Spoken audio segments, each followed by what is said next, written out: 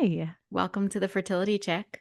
Thank you so much for having me. I'm so excited to be here. This is I feel like in an afternoon, afternoon special, after A school very special. This special is a episode. very special episode.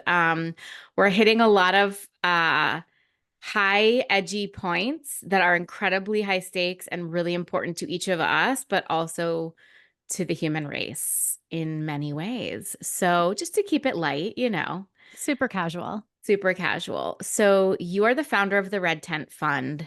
And Yes. as I will have told people in my intro, as I did tell people in my intro, tell me how the Red Tent Fund, which is in its infancy truly, came to be and what the organization does. Yeah. Thank you for giving me the space to talk about it. I'm so excited.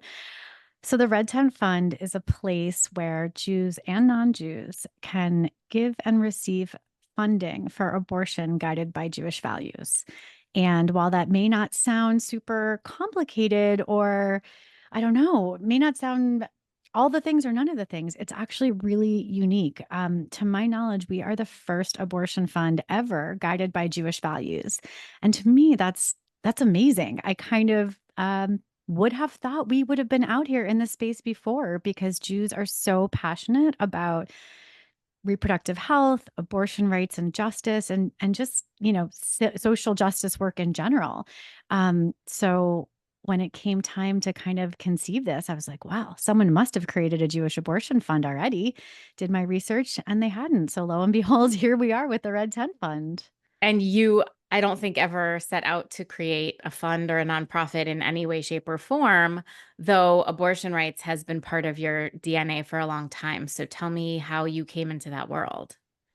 Yeah, you're right. I did not intend to find myself here, but I'm delighted to be here. I am a public health professional by training. I've been working in sexual and reproductive health my whole career. And a couple years ago, I made a very intentional decision to focus that work specifically on abortion. I was kind of looking at what was happening in this country, and felt like abortion was the most important part or the most pressing part, I should say, of the kind of the entire reproductive health landscape. And so I went to work specifically for a local abortion fund. The work was so meaningful. It was so impactful. I felt so great about it. And then everything kind of changed after October 7th. And And I want to delve into that, but just tell me yeah. quickly, local to you, you live on the East Coast, Mhm. and the fund itself was the primary goal to raise awareness and funds, literally funds to fund abortion care. What Where I was was working. yes. Yep. So local abortion fund raising and distributing money for people living in or traveling to the DC metro area for their abortion care. Okay. So then October 7th happened in Mhm. Israel. And Yep. how was your life personally impacted? So interesting. It feels like for all of us, that day kind of changed everything. And it was just the first time it ever changed that something like this had changed everything, both at home and at work. Like I had never given a lot of thought to being Jewish in my professional life before. And suddenly it became like the most important thing about my professional life in that moment. Um, so I think a thing that many people don't know or if you don't work in the field maybe have less exposure to is this idea that for about the past 30 years um all reproductive health work has kind of been guided by this idea of this reproductive justice framework. And it's this idea that it's not just about abortion access or reproductive health access, it's about justice and that you should be able not to just be able to make these choices and access them, but live and raise your family if you choose to have one or not if you don't in a way that kind of resonates with justice principles with it being safe and sustainable and a violence free environment, which is something I really believe in, right? I mean, it's not just about like having kids, it's about what kind of life can you give the kids that you decide to have if you do. And so that's a framework that really guided all of our work. And so understandably, when we as a field looked at what was happening on October 8th and beyond, or even before in Gaza, there's a really strong argument that this is not reproductive justice. The people in Gaza are not living with reproductive justice. And I agree with that. And I also think that what happened on October 7th, rape as a weapon of war, sexual violence, hostage taking, murder, everything that we saw is also reproductive injustice. And it just felt like my movement was only able to look at half of that picture. And that didn't work for me. And that didn't work for a lot of Jewish people. Okay, so Saturday, October 7th happens. Monday, October 9th, you go into work. How does this manifest for you?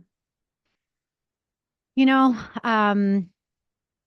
the details are blurry at this Yeah, point, looking back on it. I wrote an article in Tablet which kind of details like day by day how this and we'll all link went to it. down.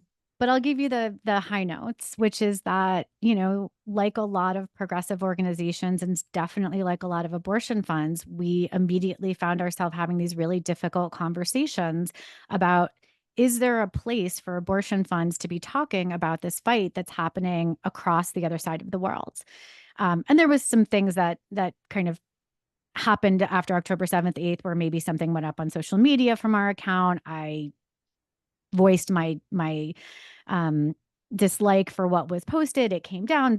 You can read all those details. I won't get into the weeds, but basically, we came to a place where the board and the staff were trying to come to a place where we were in agreement about, is this even our lane to be saying things? Do people who give to their local abortion fund want to hear those abortion funds give their takes on geopolitical issues?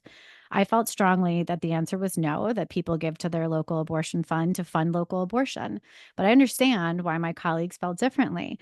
I just was insistent that if we were going to talk about this, that we had to include what happened to Israelis on October 7th, that is part of the picture of what went down. And things just kind of devolved from there. I think um, I'm someone who has studied restorative justice and like kind of seeks to find common ground. And I feel like I worked really hard for a long time to try to find like some sliver of common ground that we could stand on. And it couldn't be done. And I wasn't willing to compromise my take that Jewish humanity is important here. And so I ended up leaving the organization. How long after October 7th did you leave? About 6 weeks. I think we tried to wrestle through it for about 6 weeks, a lot of really difficult conversations. Um, but it just felt like the values were too misaligned at that point. It was pretty clear that we felt differently about this, and there wasn't going to be a way to find our way back. And so I left the organization. Were you generally alone in your stance? Yes, Hmm. yes, I felt completely alone. That's the honest truth. We were a small staff, only a handful of people, some board members, and it was really me on one side of this issue and everyone else on the other. So it was really challenging. I'm not going to lie. It was really challenging to have those conversations. And I felt like, on one hand, as a Jewish person, I had to give my perspective. And on the other hand, no one person can speak for all, the totality of any group. We wouldn't ask anyone to do that. We wouldn't ask a person of color to speak for every persons of color. We wouldn't ask for one person who identifies as a woman to speak on behalf of all women. And so it was this really difficult spot to be in, of like, I want to talk about my truth. Um, and I also can't pretend that I represent every Jewish perspective. And I think, it's been almost a year now. Um, but in those like first few weeks after October 7th, like, there was just so much difficult conversation about who got to speak on behalf of the Jews, who got to speak on behalf of the Israelis, American, this, that, everybody. And so it was just a really difficult couple of weeks. So in that 6 week stretch, because on the show we talk a lot about balancing your professional life with your either reproductive or home life or mom Mhm. life, whatever your case may be. Were you already, was it percolating? Like, I can't stay there. How long into that 6 weeks did you know you were going to go? And once you sort of knew, did you know, were you like, I have to start this fund, or did you need sort of some space from leaving the job to come up with this idea of the Red Tent Fund? It's an interesting question. I would say I tried to hold on for as long as I could. I was like, I'm going to make this work. We're going to find our way back to each other. We're going to be okay. We're going to find a way through this. But there is no doubt that it was wrecking me. Like, I mean, aside from the fact that we were all trying to process what happened on October 7th, and like our whole community was reeling and upside down and all of those things, then I would go to work and have to have these conversations on top of that. And it just, like, day by day, absolutely broke me. Um, our kids were really committed to this organization. They felt really strongly about it. They like thought of themselves as their interns. And so to watch me kind of like log off for the day and curl up into a ball, they like kind of couldn't understand what was happening. And it was really hard to explain it to them, but we were really honest about making sure they understood what was happening, not just at my work or your work or anyone's work, but like across the world, these difficult conversations.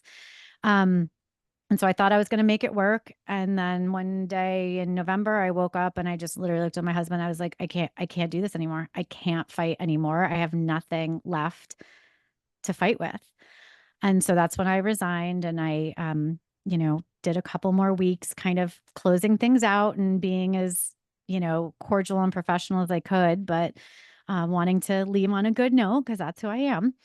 And, um, and then I took some time, and I actually took a couple of weeks or even a couple of months before I decided to write that article. I think it took some time for me to process what had happened and feeling like this was my movement, this was my space, this was my career, and a lot of up and down thinking of like, does this mean I leave repro and abortion altogether? Does this mean should I have to leave? Like, I don't think I did anything wrong. Why should I have to change my career after 20 years of something I love? Mm. Um, so yeah, so it took a couple of weeks.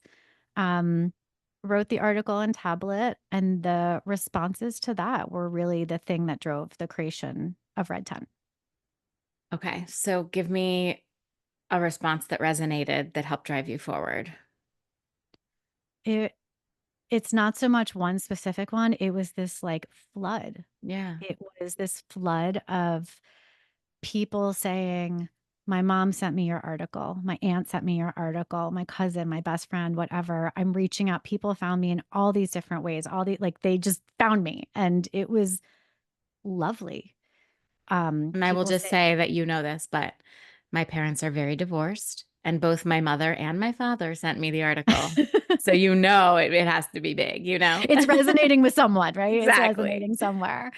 And it was just like I felt so alone until I read your article. I thought I was the only one feeling this until I read your article. I got kicked off the board of my abortion fund because I'm the only Jewish person, and suddenly it was like, we don't need your services anymore." And I was like, this is bananas. Like, we are a people who have been committed to this issue for so long. What is happening that people just feel like they can push us out of this space where we have been working so hard and we care so much?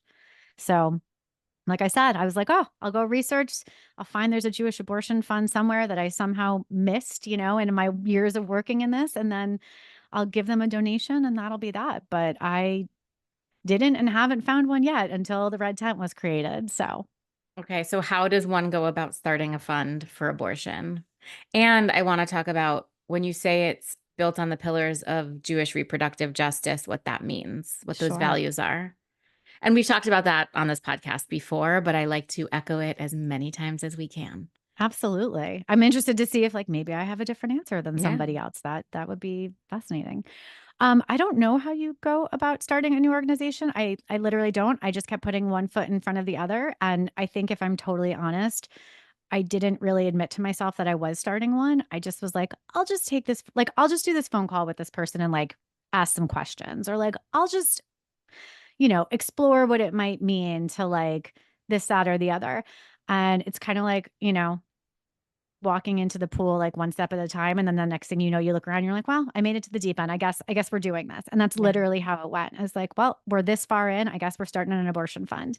And I don't necessarily recommend going out and starting something new. I think that's a question that I get a lot, which is like, well, why would you create another abortion fund when there are already 100 plus abortion funds in this country? And I think prior to October 7th, that would be a really good question. And I would have been like, yeah, we probably don't need a ton more.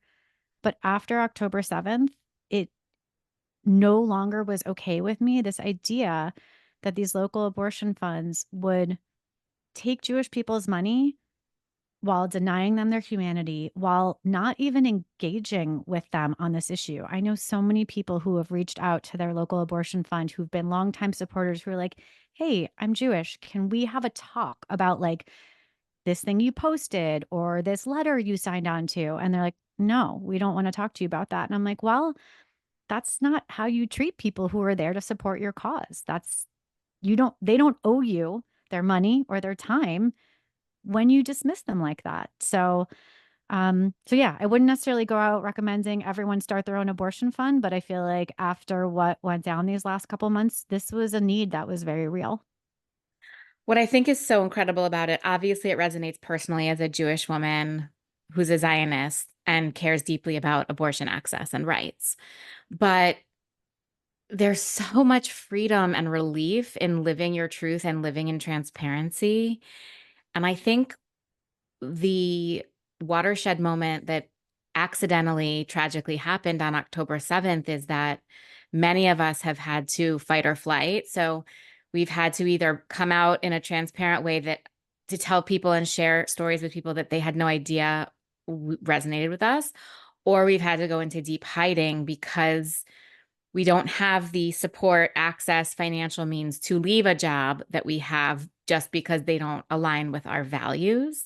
Yeah. And what's so incredible about the Red Tent Fund is that you don't ever have to think about that piece of it again because it's yours and your values that are out there is what you're building it on. And that just feels so like I just want to like fly with that, it's really powerful. It's amazing. It is like truly amazing. I mean, I am a deeply proud Jewish person. Love love my community, love my traditions, all of it. But this is honestly the first time that I've ever worked, I would say, like through a Jewish lens, like rather than living through a Jewish lens, work through a Jewish lens. And so the idea that like, oh, I'm going to make the work schedule and we are going to close on the high holidays and we are going to close for the Seders, like just blew my mind. I was like, oh, Mhm. looked around. I guess I get to make this decision. So empowering. I love it. So how did you put a team together? How did you start getting donations? How did it start to form itself? With so many amazing people who have been offering their support. That's like the honest truth. We have been, I say we because I think of this, we kind of joke in my house that this is a little bit of like a family abortion fund. It's like any, it's like any small business. Like when you start something, you lean on everyone around you to like contribute what they can. And so, my amazing husband is helping with messaging and communications, and our friends are, leaning in to offer their expertise. And like we just have been so lucky to hear from so many of these people in our circle, but also these folks who reached out after the article came out to be like, I want to help. How can I help? So we're small but mighty. I'm pretty used to that. This is not the first time I've built something from the ground up. So it's right now it's me. I'm hiring a second person, which I'm super excited about, and we're leaning on some, outside consulting to help us with things. But I have a phenomenal board. They're just so devoted and committed and feel passionately about this, and so I've been really lucky. How did you even get a board together? Like how fast does that need to happen? Fast enough to apply for a nonprofit status, as I Yeah. learned. I mean, that's the fun about all of this is I've worked in nonprofits forever. I was doing operations and strategy with the DC Abortion Fund, but I've never built something from scratch from the ground up. Mhm. And so a lot of this was just like figuring out as I went, like, oh, I'm going to need a board. And then I, found out like I can't file for my nonprofit status until I have that board. All right, we're going to go find those board members. But I really want to make sure that this organization, whether it's like the board or the people that we talk to or whoever it is, represents the diversity of the Jewish experience. There are so many different kinds of Jews. And I think that that is um, something we've been talking a lot about in the last year, right? It's not all Jews look like this. Not all Jews come from here. And so when I was building the Red Tent, it was really important to me that that be something that is like built into the fabric of the organization. So, all different types of Jews, all different levels of observance or none, right? Because there's a lot of people in our community who are not observant at all, but they're Mhm. culturally Jewish, Jews from around the world. So, while we are a domestic organization, like our roots as a Jewish community come from all over the world. And I want to make sure we're reflecting that. And let's just go back to those Jewish values. What do you feel those pillars are? What was the Red Tent Fund built on? I think it's a couple different things. There's a couple different ways to come at this from a Jewish lens, and they're all meaningful to me, but some of them might resonate more for other people than others. So I think there's the idea that, according to Jewish law, abortion is not only permissible, but in some cases required, right? Saving the life of the mother, protecting the life and health of the mother, and that includes her mental health or their mental health, um, is paramount above everything else. So we've got the Jewish laws and teachings that underpin this. Second, we've been talking a lot about how active Jews are in social justice. This is a social justice issue as much as anything else. And so, we come through it like with, I think so many Jewish people support abortion because it speaks to the values that we grew up with in our houses and our shuls and our communities. Tikkun olam, bodily autonomy, just like human dignity, right? Just respect for an individual's human dignity. And then the third piece is the religious freedom aspect. I think the Christian right has done a very impressive job of kind of cornering the market on making this seem like that is the only religious take on abortion. And thankfully, the National Council of Jewish Women and many others, scholars and, rabbis and whatever, have started to change that narrative, over the years and push back and say, whoa, whoa, whoa. As much as it's your religious right to prevent abortion, it's our religious right to access abortion. So it's to me, it's the laws, it's the social justice, and it's the religious freedom piece of it. Love that so much. So there's so much more to talk about with this, but just to stay focused, you're very new, you are raising money. We will of course put the link for anybody who's inclined to donate, which I hope is lots of people. What do you hope to be able to do with the Red Tent Fund long term? I hope to be able to serve so many people who need this funding. And if Abortion funding. somebody does need this funding, how do they come They to you fund. and what do they do? Yeah. Yeah.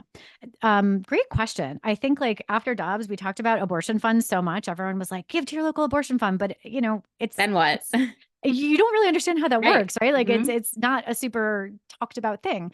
Usually how people will find out about their local abortion fund is when they go to make their appointment, right? They'll call their health, they'll call the clinic, they'll call the healthcare provider, whoever it is. I want to come in and have an abortion. The person will, intake healthcare provider, what have you, will get a sense of how far along they are gestationally. And based on that gestational age, they'll get, well, we think it's going to cost about XYZ. Some places have it written, if you're X number of weeks, it costs Y number of dollars. Some places, it's a little more flexible or there might be a sliding scale, but they'll give you a sense of how much it's going to cost. And then the next question is going to be, are you going to be able, do you need support with that? And when the person says yes, which so many people do, because abortion care is expensive. I mean, it's 550 for, depending on who you go to, but on average 550 for a medication abortion, over 600 for a first try surgical abortion. When you get into second try, you're talking 750, 1,000, 2,000, 3,000, and then later term care, third trimester care, which some people very much need, can be thousands of dollars. The average American, you know, if there was a $400 medical emergency, like a third of US Americans would need to borrow that money or sell things to get that $400. So like abortion is out of reach for so many people financially. So when the healthcare provider asks if you need support, they're going to refer you to an abortion fund, probably your local abortion fund. And now, in a couple of clinics around the country, two in Illinois, Maryland, Virginia, and hopefully soon on the West Coast, they will be referring you to the Red Tent. We're going to get ourselves up and running. And then from there, we just want to be available through as many clinics as we can. And how do you even go about getting a clinic to be able to refer you? And I ask that just because there are medical professionals who listen to this podcast. How can they Mhm. help? Oh gosh, please reach out to me. Please, please, please. I would love to support every clinic I can. We're starting with independent clinics and hope to build into the Planned Parenthood universe as we grow. But yeah, reach out to the Red Tent and let me know. I'm literally keeping a list of the clinics we are working with, are talking to, and would love to expand to. Okay. And did you see what happened at Planned Parenthood New England this week or I last week? did. Do you want to talk about that a little bit? I was really upset. But also, Yeah. what I loved about it, and this is, I don't mean this in any sort of competitive way, but I did see people who you and I are not in any way connected to say, because this happened, I will now be donating to the Red Tent Fund. So, can Yeah. you just walk us through what happened? Yeah, the high notes are that Planned Parenthood of Northern New England. I'm gonna maybe butcher some of the language because I'm not like an investment expert, but they restructured their investment portfolio to no longer include companies who make money from weapons or uh, what is the word I'm looking for? Weapons or guns. Thank you. Guns. Hmm. Weapons or guns. Those two. Um, and while that's amazing, like I'm here for that, right? Like I Right. love Nobody that. wants weapons and guns. I don't Sure. I don't want to be profiting off that either. In their decision to share that information with the world, they took kind of a very one-sided, not kind of, they took a very one-sided approach. They talked about the sexual and gender-based violence happening in Gaza, no mention of the parallels to October 7th, no mention to my knowledge ever of what happened that day, and people really came hard for them. And there was a lot of people in the comments saying like, I've been a long time Planned Parenthood donor and I don't feel comfortable giving to them anymore. And this is, kind of symptomatic of like what we saw at my abortion fund and a lot of others. So I was really grateful that people threw the red tent out there so others could learn about it. That was Yeah. wonderful to see. Right. How do you take care of you? Because I feel like you're handling a lot of heavy stuff on a daily basis and you're an entrepreneur. So, like a lot of hard stuff. How do you take care of you? I'm a boxer. That's honestly the Oh, best that's a answer. good one. I love it. I'm a boxer, like not professional, by any means, like a recreational boxer. And I've been doing it for about 2 years. And I tell my coaches all the time, I'm like, you all have no idea how much you saved my life over the last year and a half. Like I would not have been able to get out of bed were it not for being like, I get to go hit a bag and get out some really bad feelings. I love that. And we're gonna wrap in a second. I'm just curious, can you remind me the age of your kids? Because I love that it's a family affair and how they have sort of come to the rescue in terms of helping you support this business. Oh, they're like the best. They're the best. They're 11 and 13, and they have just like taken to this. When I started to work exclusively in abortion, it was like, whoa, we're gonna have to have some serious conversations about what mom does, and not everyone's gonna be here for it, and that's okay. But um, it just makes sense to them. Like, why should anyone have to have a pregnancy that they don't feel like they want or can take care of? Like, they're like, my favorite thing they say is like, "We see you being a mom is hard. How can you ask people to do that if they can't do that?" And I was Yeah. like, "See, you guys get it." Yeah. Um, so yeah, they're pretty amazing and they're really proud, I which love makes that. me so proud. It's the best. I mean, having them be so proud is just a testament to how open and truthful you've been with them, which I think is paramount to these hard topics. Yeah. And I just want to say also for Los Angelinos listening, we are working together on some kind of Los Angeles event. So stay tuned for that. And just in closing, I always ask people, is there a phrase or a saying or a cliche or anything, piece of advice that you live with or think about often? Oh my gosh, I love that closing question. That's amazing. Mhm. Yeah, there's a there's a author, podcaster, her name is, Kendra Adachi, she goes by The Lazy Genius. She has all these amazing principles, but one of my favorite of hers is live in your season, which is, everything's a season. Hard times, like actual season, but also Mhm. seasons of life. And so, like, when I looked around the other day at my house and there was a pile of clean laundry that had needed to be folded for like 2 weeks and a lot of red tent work to be done, I was like, this is a season. It's going to be fine. You only start a nonprofit from the ground up once, so or maybe once, hopefully. Hopefully. And so, like, it'll all calm down eventually, but it's okay. This is a season. I love that one. Allie, thank you so much for being here. I can't wait for people to hear this episode. Thank you so much for having me. It's such a pleasure to chat with you.